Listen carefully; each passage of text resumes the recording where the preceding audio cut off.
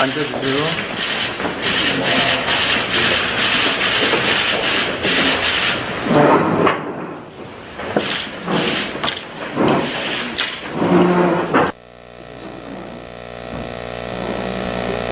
네, 장례를 정돈해 주시기 바랍니다. 네, 지금부터 오미크론 확산에 따른 코로나19 위기 대응 특위 긴급 점검 회의를 시작하도록 하겠습니다. 오늘 회의 참석자를 소개해 드리겠습니다. 먼저 20대 대통령 선거 이재명 후보님 참석하셨습니다. 네, 감사합니다. 더불어민주당 코로나19 위기 대응 특위 윤호중 위원장님 참석하셨습니다. 전해숙 부위원장님 참석하셨습니다. 김민석 부위원장님 참석하셨습니다. 송기현 위원님 참석하셨습니다. 미래경제위의 이광재 위원장님 참석하셨습니다. 긴급방역대응반의 김성주 반장님 참석하셨습니다. 신현영 간사님 참석하셨습니다. 저는 소상공인지원반의 김성환이고요. 이동주 간사님 참석하셨습니다. 민병덕 의원님 참석하셨습니다. 생활안심대책반의 한병도 반장님 참석하셨습니다. 고민정 간사님 참석하셨습니다. 오늘 회의 참석에 전문가 여러분이 오셨는데요. 이택진 한국과학기술연구원의 책임연구원님 오셨습니다. 심영섭 전 산업연구원 부원장님 오셨습니다. 오성진 일산병원 교수님 오셨습니다. 모두 발언 순서입니다. 이재명 후보님 인사 말씀이 있겠습니다. 네, 지금 오미크론이 좀 확산이 되면서 감염자 수가 급격하게 늘고 있습니다. 우리 국민들의 어려움이 여러 측면에서 가중되고 있습니다. 첫 번째는 감염 확산에 따른 의료 대응 체계가 문제일 것입니다. 오늘 이제 감염 확산 방지를 위한 또 새로운 방식들을 한번 논의해 볼 그런 기회가 될 것 같습니다. 두 번째는 지금 이제 국민들이 겪는 어려움이 너무 크고 그 중에서도 우리 자영업자들이 겪는 고통이 극단적 선택을 고민해야 될 만큼 심각한 상황입니다. 이 문제에 대해서도 오늘 깊이 있는 논의를 하고 우리 국회 또는 선대위 차원에서 할 수 있는 일들을 최선으로 찾아보도록 하겠습니다. 고맙습니다. 윤호중 위원장님 인사 말씀 있겠습니다. 네, 오미크론 변이가 맹렬한 기세로 전 세계를 강타하고 있습니다. 저희에게도 팬데믹 그림자가 서서히 다가오고 있는데요. 지난주 기준으로 오미크론 변이 검출률이 26.7%였고 특히 비수도권을 중심으로 빠르게 확산되고 있어서 호남권은 59.2%였습니다. 이미 오미크론이 우세종이 되고 있습니다. 전국적으로도 이르면 이번 주말 오미크론 점유율이 50%를 넘어설 것으로 예상이 되고 있습니다. 지금이야말로 가용자원을 총동원해서 신속히 오미크론 대응 체제로 전환해야 될 때입니다.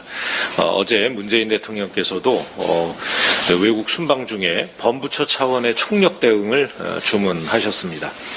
이 전염성이 높은 오미크론을 잘 막아내는 것이 코로나 위기 극복의 분수령이 될 것이다 이렇게 봅니다.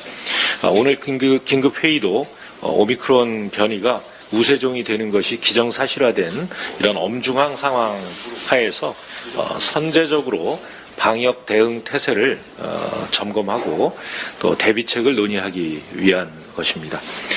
저희는 엄중한 상황인식으로 오미크론 비상 대응에 사활을 걸겠습니다.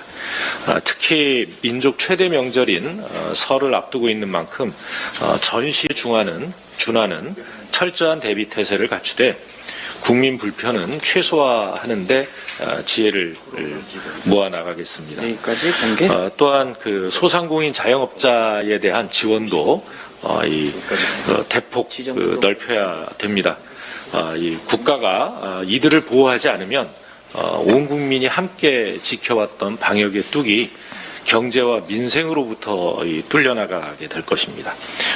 이 민생과 방역 모두를 지켜내려면 추경을 신속히 처리해서 소상공인 자영업자들을 지켜내야 할 것입니다. 아울러서 중앙정부와 지방정부 간의 협력 채널도 강화해 나가야 합니다. 특히 오미크론 변이가 비수도권 확산세가 심상치 않기 때문에 이 각 지자체와 일선 의료 현장이 오미크론 확산에 충분히 준비되어 있는지 지금 시점에서 다시 한번 점검하고 부족한 부분을 채워 나가겠습니다. 또 오미크론 대응에 과학적 방역과 예방이 대단히 중요합니다. 예, 지금 검토되고 있는 IT 기반의 방역 시스템 도입, 또 재택치료 환자 모니터링을 통해서 회복 지원 방안도 검토해 나가겠습니다. 이런 방안이 도입된다면 역학조사와 재택치료의 일대 전환점이 될 것으로 봅니다.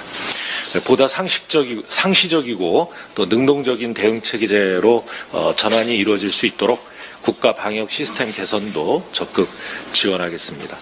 또 당일 검사, 당일 결과 확인이 가능한 PCR 검사를 도입하고 먹는 치료제를 적극 활용하는 한편 또 재택치료의 그 재택치료도 확대해 나가는 민관 총력 대응 체제를 만들어 가겠습니다. 불행 중 다행인 것은 위중증 환자 수가 지속적으로 감소하고 있는 추세라는 점입니다. 그러나 절대적인 환자 수가 늘어나게 되면 이 역시 불안해질 수 있습니다. 이 국민 여러분의 힘 모두를 다 모아서 함께 여러분의 협력 속에 이 인력 수급과 병상 확충 또 현장의 애로를 감안해서 충분하고 과감한 지원이 이루어지도록 노력하겠습니다. 우리 당과 정부, 지자체 모두 혼연일체가 돼서 완전한 일상 회복의 시간을 최대한 앞당겨 낼 수 있도록 최선을 다하겠다는 말씀드립니다. 이상입니다. 네, 다음은 신현영 코로나19 상황실장님께서 코로나19 의료 방역 대응 상황에 대한 브리핑이 있겠습니다. 예, 안녕하세요. 신현영 코로나 상황실장입니다. 국내 오미크론 전망과 준비에 대해서 발표하도록 하겠습니다. PPT를 봐주시면 감사하겠습니다. 코로나 신규 확진자에 대한 국가 간 비교 데이터입니다. 보시다시피 가장 높이 치솟은 나라가 지금 이스라엘입니다. 그리고 그 다음에 프랑스, 그리고 미국, 영국 순으로 상당히 오미크론의 전파로 인해서 여러 나라들이 최근 급증세를 보이고 있고 우리나라도 일부에서 상승세가 있습니다. 참고로 오늘 신규 확진자 6,482명이고요. 일부는 29,862명이라는 말씀 드리겠습니다. 치명률에 대한 국가 간 비교입니다. 실제로 최근 그 국가 간의 치명률의 비교를 했을 때 미국이 가장 높은 상황이고요. 그 다음에 영국 그리고 여러 유럽 나라들이 포함이 되어 있습니다. 우리나라의 경우에도 그동안 낮은 수준의 치명률 1 미만으로 진행을 하다가 최근 위드 코로나로 인해서 1.6까지 치솟은 바가 있습니다.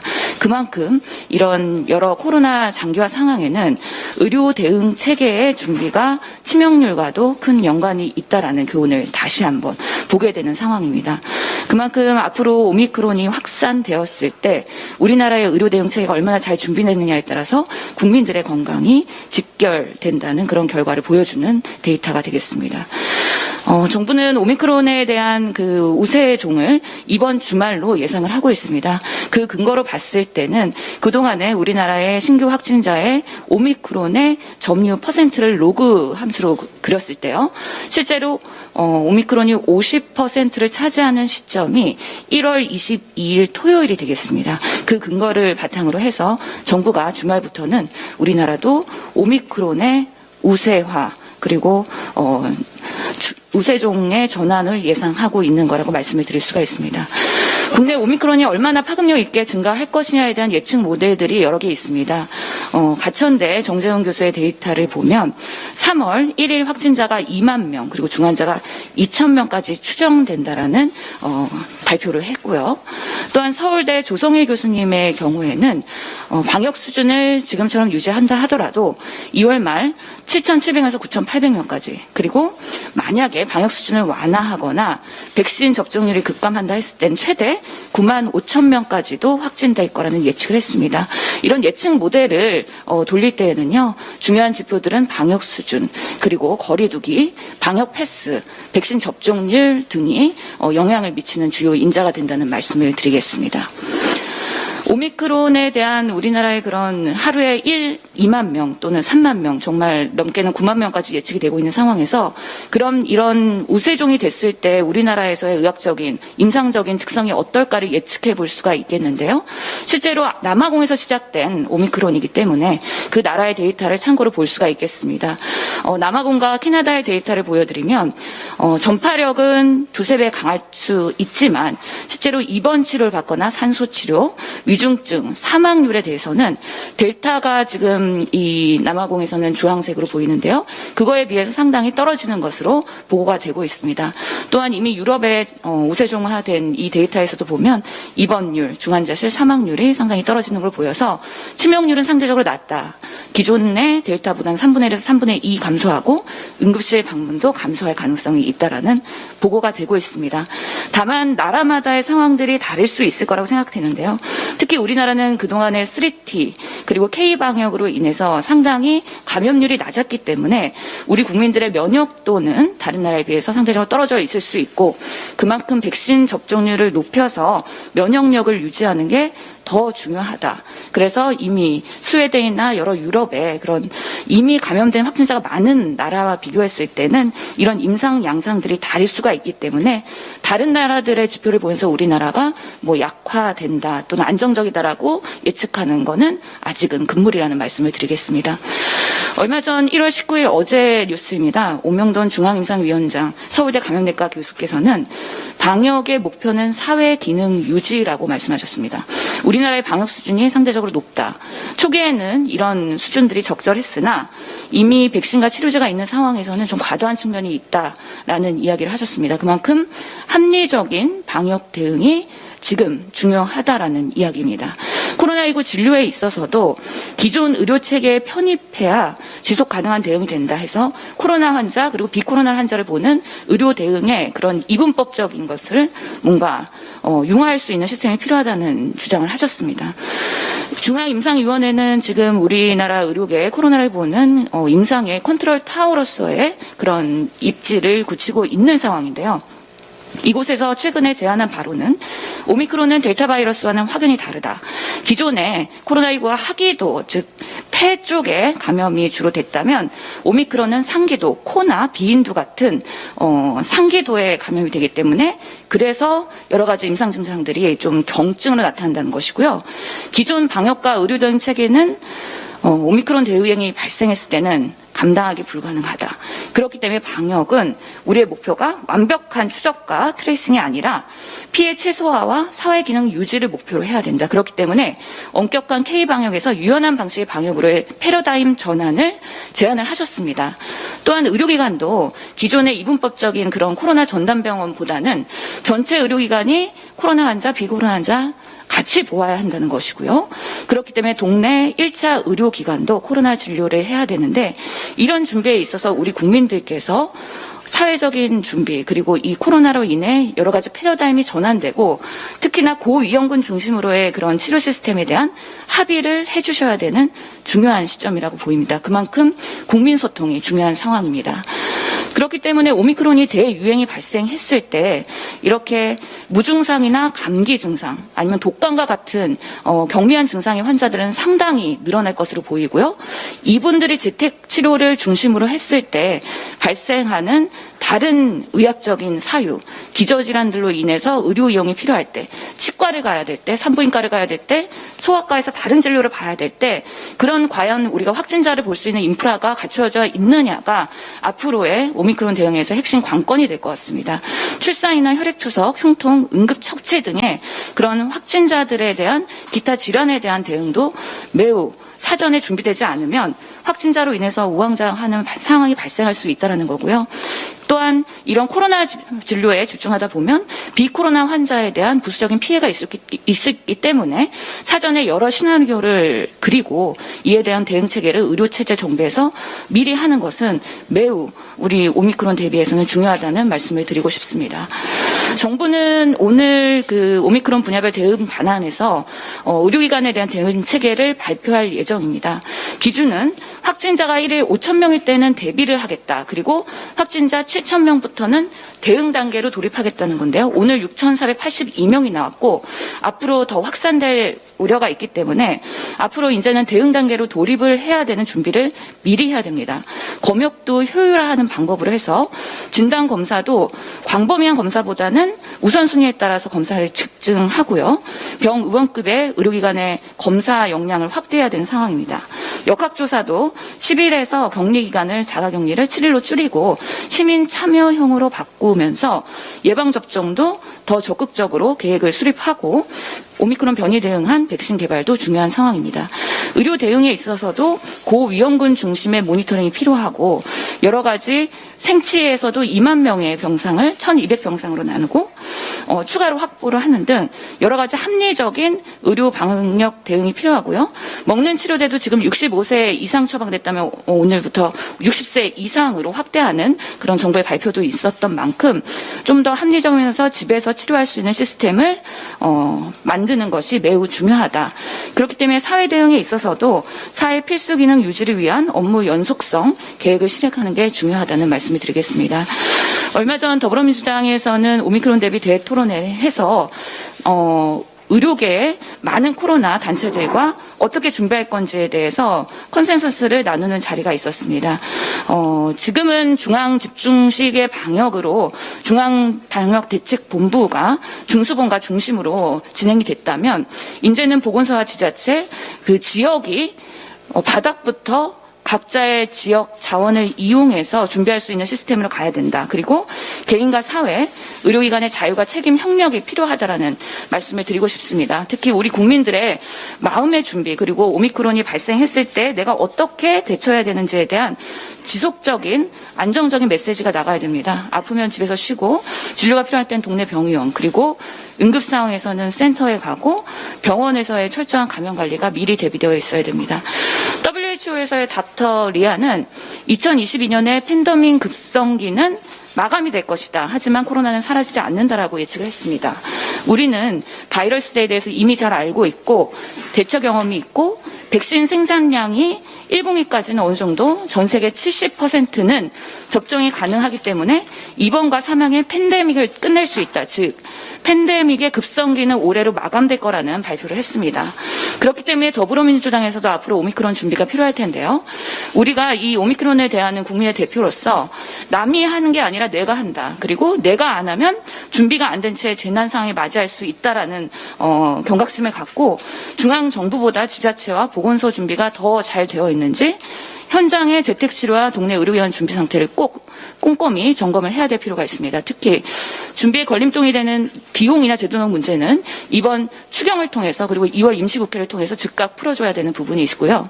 확진자 폭증 시를 가정해서 우리가 정말 현장에서의 민방훈련이나 가상훈련이 지역적으로 이루어져야 합니다. 그렇기 때문에 오늘의 회의는 이재명표 방역 대전환에서 합리적으로 유연함과 과학적 스마트함을 바탕으로 해서 제안을 드리려고 합니다. 오늘 오신 패널분들께서 제안을 하실 텐데요. 방역 관리에서는 ICT 기반의 밀접 접촉자 관리 기술, 그리고 진단검사에서는 PCR로도 당일 검사, 당일 통보가 될 수 있는 시스템, 재택치료는 방치하는 게 아닌 24시간 연속적으로 건강 모니터링을 할 수 있는 시스템으로 도입을 적극적으로 전환해야 된다는 이야기입니다. 그렇기 때문에 합리적인 이재명표 방역 대전환으로 우리가 조금 더 유연한 방식의 패러다임 전환이 필요하다는 말씀을 드리면서 발표를 마치겠습니다. 이상입니다. 네, 다음으로 K-방역을 과학방역으로 한 단계 더 진화시키기 위한 방역대책 개선 방안에 대해서 안건 설명이 있겠습니다. 안건 설명은 미래경제위의 이광재 위원장께서 해주시겠습니다. 네. 지금 제가 발표하는 거는 우리 이재명 후보께서 경기도지사 시절에 방문하셔서 잘하고 있다라고 한 부분을 더 진화하는 것입니다. 디지털 방역으로 대전환이 필요합니다. 지금 현재는 검사가 또 굉장히 오래 걸리고 검사 결과도 굉장히 늦게 나오게 돼 있습니다. 앞으로 이 검사가 하루 무조건 자가격리를 해야 되고요. 매일 10일 만에 갇혀 지내고 있습니다. 이게 왜 이렇게 오래 걸리냐면은 검체를 수탁기관에 갔다 오느라고 이게 시간이 많이 걸리고 있습니다. 점점 이제 하루 반씩 늦어지고 있습니다. 두 번째로는 영업 제한 셧다운 때문에 너무 소상공인들이 지금 힘들어하고 있습니다. 지금 2년째 이러고 있는데 뭔가 근본적인 대책이 필요합니다. 세 번째로는 우리가 밀접 접촉자라고 문자 하나 받으면 정말 바들바들 떱니다. 그리고 거의 24시간 동안 거의 이틀 정도의 힘든 상황을 하고 국회가 되게 되면 의원회관이 폐쇄된다든지 또는 한층이 폐쇄된다든지 뭔가 이렇게 핀셋으로 정확하게 우리가 좀 동선 파악이 필요하다고 봅니다. 그래서 첫 번째 대안은 현장 PCR로 빠르고 쉽게 하는 것입니다. 신속한 결과로 1시간 내에 하는 것이고요. 그래서 이거는 현재 질병청이 전국의 수탁기관을 24개만 운영하고 있습니다. 그런데 우리가 여주시에서 우리가 한 사례를 보니까요. 신속하게 검사하고 2시간 내에 결과를 알려주고 이렇게 돼서 확산을 조기에 차단한 것이 여주시의 사례입니다. 이것은 현재 여주시의 사례는 시약과 검사 장비를 모두 다 식약처를 통과했습니다. 그래서 이거를 수탁기관으로 만약 여주시를 지정하게 되면 이 사례는 전국적으로 퍼져나갈 수 있습니다. 두 번째로는 이 코로 하니까 아이들이 굉장히 힘들어합니다. 그럼 타액 검사로 하면 훨씬 더 편안하고 쉽게 할 수 있습니다. 코로 했을 경우 아이들이 공포감을 갖는데요. 이건 또 타액으로 하면 자주 할 수도 있습니다. 현재 키스트에서 이것을 하고 있습니다. 이 부분에 대해서는 현재 국가가 지정한 기관에 200개의 샘플을 조사를 마쳤고 특이도 민감도에서 모두 정확성이 높다는 것이 확인됐습니다.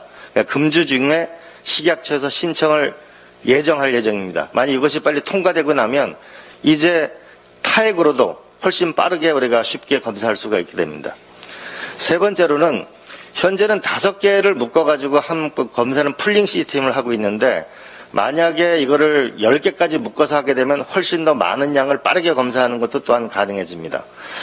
그래서 이것을 실시한 사례가 현장 PCR을 하고 타액 검사로도 하고 빠르고 쉽게 한 사례가 여주시의 사례가 있고 키스트의 사례가 있고 한체대의 사례가 있습니다.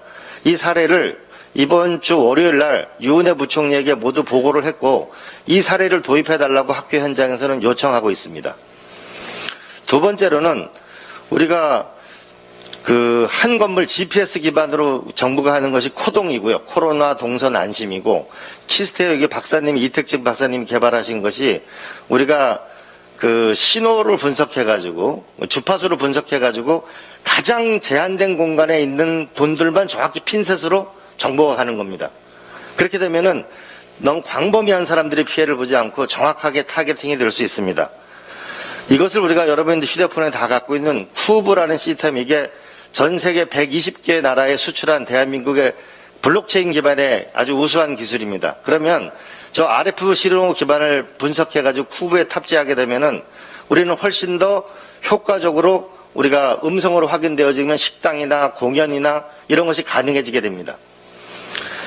또 하나는 재택 환자가 이게 외로움 많고 굉장히 힘든 공포스러운 밤을 보내는데 이 부분과 관련해서는 우리 오성진 박사님께서 24시간 이 디지털 반지를 통해 가지고 모니터링 반지를 통해 가지고 해결하는 오늘 방안을 제시해 주실 것입니다. 근데 여주시의 사례를 보게 되면 여주시는 경제가 다운되지 않았습니다. 경제 활동 참가율, 고용률, 실업률. 그래서 여기는 교도소나 군부대 이런 문제를 다 해결했습니다. 그래서 이런 신속 PCR을 통해 가지고 아울렛도 문을 열었고 심지어는 5일장도 지금 여주시에는 정상으로 가동되고 있습니다. 그래서 이번 주에 여주시 소상공인 연합회에서 여주시장이 표창을 받았고 28일에는 전국 소상공인 연합회로부터 표창을 받을 예정입니다. 여주시처럼 해달라는 것입니다. 그래서 저는 이 부분을 적어도 우리들의 학교, 아이들이 있는 학교, 병원, 공항, 군부대, 지금 평택의 미군 부대도 굉장히 어려워하고 있습니다. 이런 부분에서 우선적으로 저는 시범 도입을 좀 해서 우리가 여기서 성공하게 되면은 이게 정말 쉽고 국민들에게 그다음에 비용도 줄이고 시간도 줄이고 그리고 자유로운 경제활동을 좀 더 폭넓게 열어주면서 민생과 방역에 함께 전진했으면 좋겠습니다. 이재명 지사께서는 지사 시절에 여주시를 방문해서 참 잘하고 있네 라고 하는 부분이 지금 마지막 결실을 앞에 두고 있습니다. 우리는 대전환의 결단이 필요한 시기입니다. 이상입니다. 네, 지금부터는 회의를 비공개로 전환하겠습니다. 언론인 여러분의 협조를 바랍니다. 그 제가 하자고 주장했는데 결국 못했던 거예요. 정부 반대로. 이게 결국은 지금 어떻게 하고 있냐면은 지정기관으로 수탁기관으로 되지 않으니까 여주시가 자체 예산으로 전부 하고 있습니다. 만약에 수탁기관으로 여주시를 지정해주면 일본에서 예산을 지원하면 이제 전국적으로 많은 확산될 것으로 보여집니다.